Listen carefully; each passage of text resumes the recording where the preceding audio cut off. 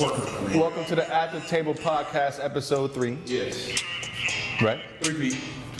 As you can see, we have a new setup here. We got some nice sponsors. Yes. We got some money in here. Yeah. We accepted more money. I ain't got my cut yet. We'll discuss that after the table. Under the table. Under the table. Because that's how he's getting all this money. He not Yeah. But anyway. What's up? What's on the table today? Well, Carter V, which stands for 5. Carter V, Roman numerals. Carter 5. So, Man, I thought this was never coming. I literally thought this would never be here. Did you guys think this would be here? we've been saying Free Wayne for the past few years. Last week on the last podcast, you said I did. it's coming out never. I did. You want to apologize to him for that?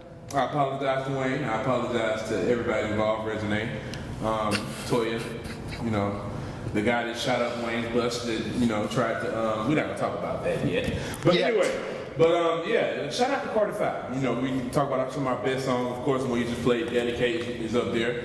Of course, we got to talk about Mona Lisa, the Kendrick and Wayne track. You know what best describes that for me?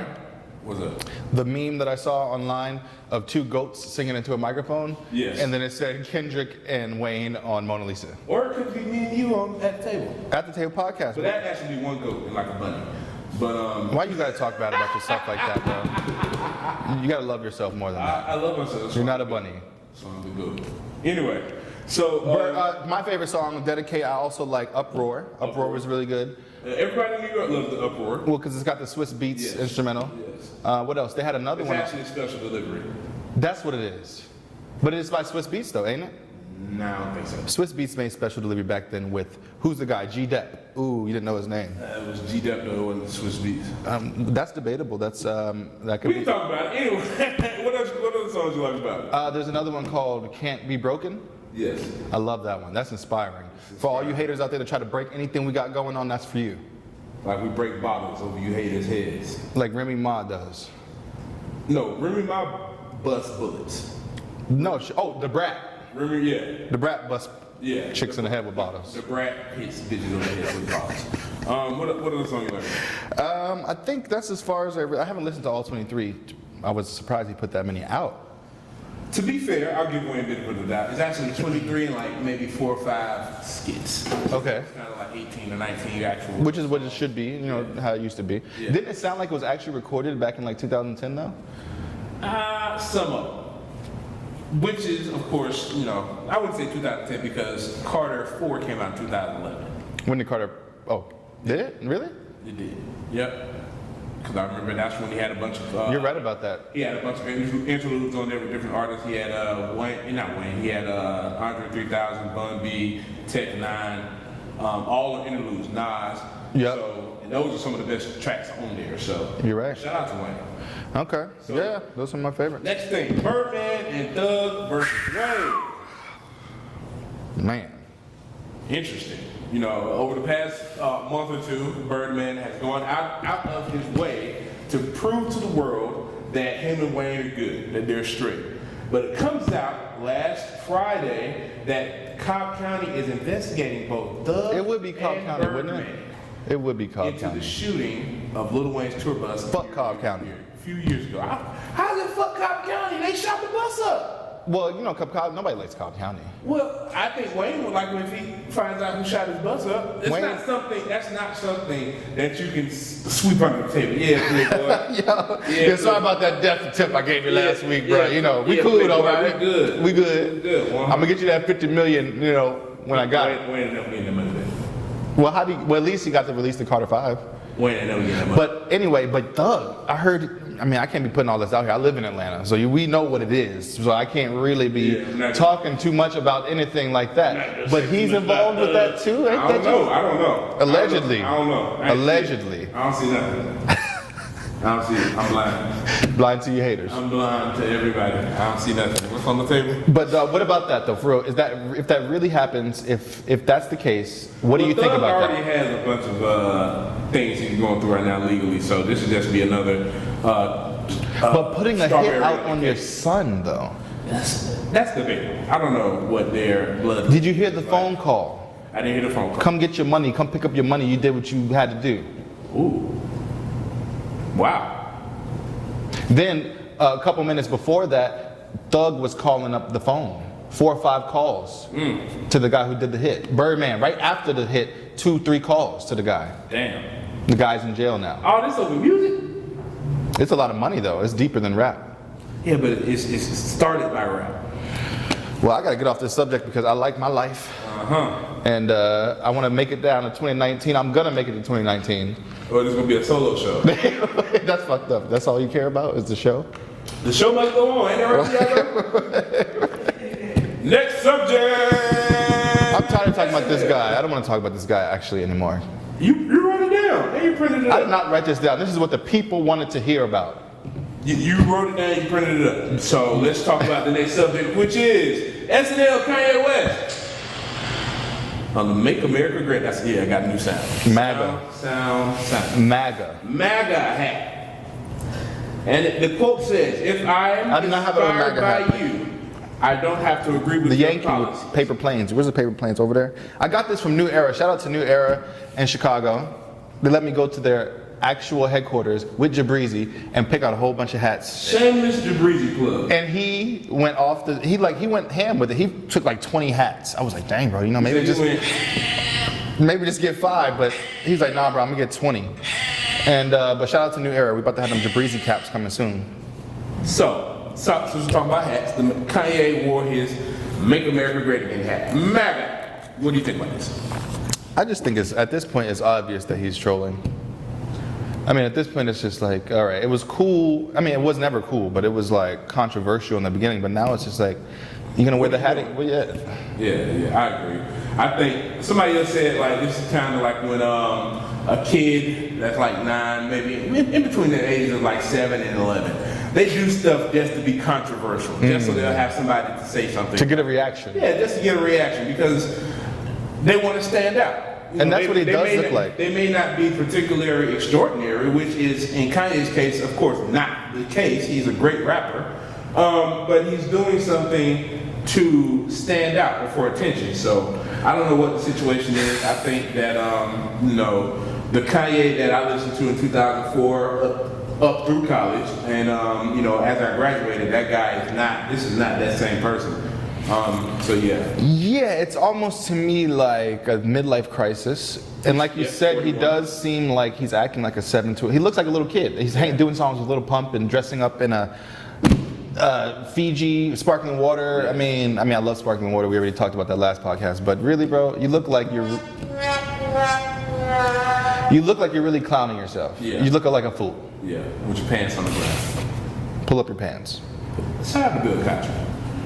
Shout out to, I don't know how we left that off the table. You wrote the list. Woo! Cosby's in jail. I heard he was falling down and getting hot dogs thrown at him. You know what? Let's finish this one and then we'll go to Cosby because that is a situation on the what he said what Kanye said about Trump after SNL, like after it went off air, he said some stuff while they were still recording, but of course SNL didn't air it. But basically saying, I don't see why everybody's so upset about me and Trump, and he's a racist, how could you like him? And he said one thing that was really stupid to me. He was like, just because I'm inspired by somebody doesn't mean I have to like their policies. Well, and I'm like, bruh, this is not about policies. This is about whether or not you are a racist, and he don't even like you, so how could you be inspired by him? Well, I think in that respect, Trump's policies aren't new. They're just really public now. But a lot of people that have followed Trump as a businessman, like into the 80s and 70s, will probably say he's been against, he hasn't really looked out for the underprivileged people in America. That's correct. His father was, had some controversy going on back then with his housing and how he was discriminating against blacks and other races. And but throughout that time, from his time working as a manager for these projects and housing complexes, from that time until he started running for president, Donald Trump was really embraced by the hip-hop community. He was the man. He was like flashiest. He was flamboyant. He was a business braggadocious. He was rich. And one of the things that YG talked about in the song FDT, like right before he started rapping, that he was an influential motherfucker. Yeah. That people really looked at him to want to learn the business. But once these policies came out and his true ideas about America, or whatever he's being fed to say, I don't know. Once those started coming out, that is when the American people, the hip hop community, the entertainment community really started to rally against him because one of his biggest detractors is Snoop Dogg. But if you can look and find out, Snoop Dogg was actually on the roast for Donald Trump. And did a great job. That was before politics come into play. That is before the politics. They always say when you go on a first date, never talk about religion, politics, or something else. Exactly. So or your exes. So I feel where Kanye is coming from. He is probably being honest. Donald Trump, somebody that he probably looked up to for business reasons. Right. Because no matter how you feel about Donald Trump's business practices, he is successful. So I think that's where he's coming from today. Yeah, but screw them. I think we talked about him a little bit too much. The SNL performance, though, with the water bottles dressed up, that's just like... First of all, I love that song. I love that song as well. I love it. But I don't like the fact that the radio version is, "You're such a freaky girl." Well, when certain songs are so big, they have to get to radio.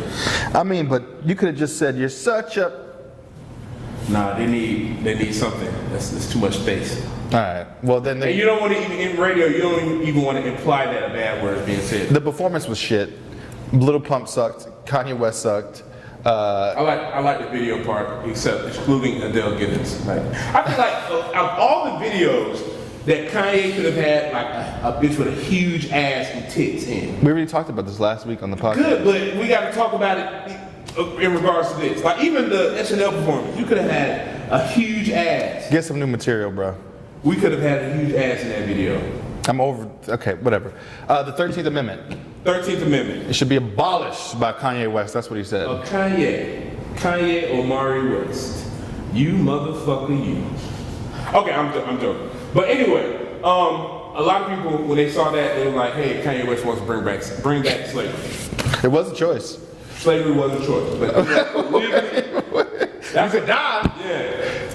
He wants to legally bring back slavery. They were like, "Oh my God, that's what Kanye's talking about." But T.I. went on his social media yesterday and made a comment and kind of explained it a lot better than Kanye could have, because we all know T.I. as the what's some T.I. word he would use? Right? T.I. has the jail talk after you've been educated in jail for like 20 years, and my brother man from the other man. And what I'm trying to say is, you have to first. The absolutely disagreement. With Kanye's rambling, inaccurate fallacies. But as T.I. eloquently said on his social media, that the 13th Amendment includes more than just the abolishment of slavery. It also includes them saying that people that are in jail or in prison have to actually be slaves. Yes, the people who are excluded from the 13th Amendment are the prisoners. It says everyone else cannot be a slave except you've been imprisoned and you've been charged and blah, blah, blah. So what he's trying to say now is that people in prison have been rallying against this portion of the amendment because in jail they're getting like pennies an hour to work, and a lot of corporations are getting cheaper than China wages. Exactly. You know what I mean? Like I know one of the things in jail that people make for cheap are like the shoes, the jail shoes. Those are like what? The slippers? Yeah, the Bob Barkers. That's what I think. That's what they said. What, no, Bob Barker makes. It's called Maximum Security. Is the name of his line, and they have soaps, shampoos, bedding, and blah blah blah. Yeah, and prison labor is used on the highways, and it's used to make a lot of stuff that we use in society on a daily basis. And that's what Kanye was trying to say. That is what he said, but he's just not really good. He was trying to get him working things. He's smart. He knew what he was doing by that. I don't think Kanye is good at wording things. He's not. Because George Bush don't like black people. He worded that very well, but George Bush would probably like black people more than Kanye. Right? We get to play my favorite song of the week. Song of the week. This is a new segment we're adding because you see we upgrading. We getting segments. We get better lighting, logos. You know what I'm saying? We don't have a sponsor for that yet. It's just a bottle. Now I'm playing my favorite song. You gotta have yours ready. Why do I like this song? You know what? No, everyone gets their own song. I like this because I heard Diddy drop it on his Instagram, something flashy in the video. And plus, I never need a stylist anyway.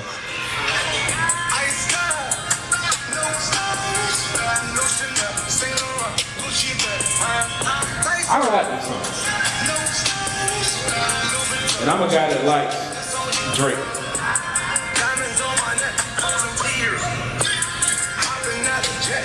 Lear. All right, that's my favorite song of the week. So this is my song of the week. T.I.'s album Down Trap comes out this week. And this is one of his lead singles with Meek Mill. It's called HeadKrack. Is he on the payroll? Grand Hustle payroll? Go get Down Trap. Let me just fast forward. Let me fast forward. T.I. How good is the song if you gotta fast forward it? Gracias.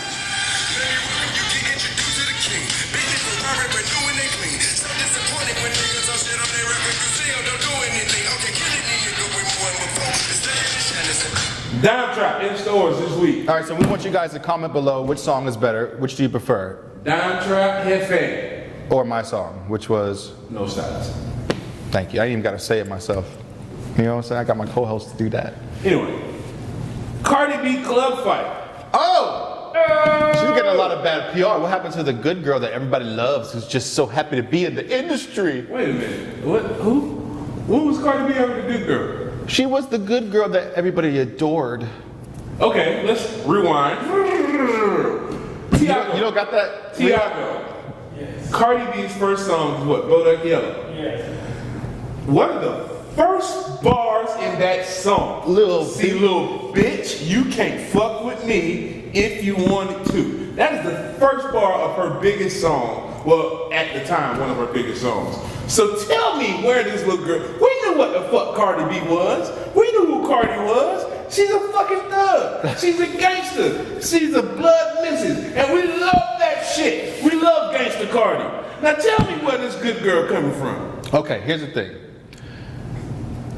It doesn't matter what he says. I like gangster until it's actually life or death. No, you know fuck that. I like my gangsters to live that shit they talking about. That's why I appreciate T.I. because he actually did that shit and he grew up from it. Okay, maybe this is what I should say. I like my gangsters reformed. I don't like them still active. How old is Cardi? Like 24? Right, so the fact that she's still active is a fact that I can't relate to because when you're active, you're still doing emotional, irrational shit that could jeopardize your life and career. But after you get past a certain level in the game, then you're like, bro, I got people to do that. I ain't even getting touched by nobody. You won't even hear nothing about me about doing nothing like that. Well, so that's why I'm like, I can't really get into this stage I'm of gonna appreciate Cardi. But Jay-Z, on the other hand, yes, Jay-Z. Jay-Z's 50! Yeah, but Jay-Z, even when he came out, he was still in the same thing. He's never been in the trouble with the law. That one time with the bottle and the thing, that's it. Anyway, thanks. Cardi B. I proved a point there. Cardi B is who she thought. She is who we thought she was. And we appreciate her for that shit. I don't expect Cardi to be this eloquent, well-spoken person. No, I want Cardi B to goddamn smack bitches and hit bitches in the head with bottles and, you know, have sex with her husband. Obviously, you don't care about Cardi B's well-being. I do care about Cardi B's well-being. If you want her to be going and risking her freedom by doing outrageous activities like you suggested. Anyway, she was charged with reckless endangerment and assault. Everybody go to jail sometimes. 2 charges in New York. She looked really nice walking out of the jail. She was waving like, with, you know, makeup on point and everything, hair, red bottoms on. Mm-hmm. And basically the quote says, Cardi B was throwing chairs, bottles, and hookahs in the club at 3 a.m. My type of hookahs? You throw hookahs though? You know how big hookahs are?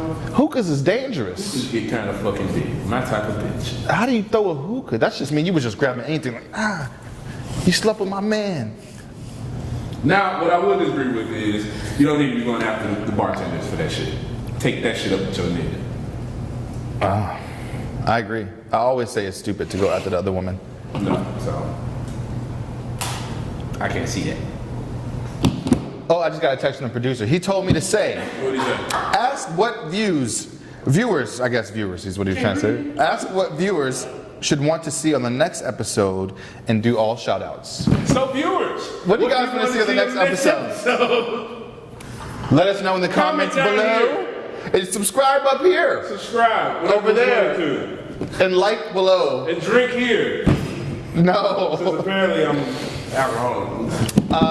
That's what my grandmother said. Granny, if you're watching this, I think you're right. Okay, yeah, so At the Table Podcast, episode 3. It's been a pleasure. Thanks for watching us, guys. I appreciate you. We shortened it up this segment, so next week we will see you. And we're out.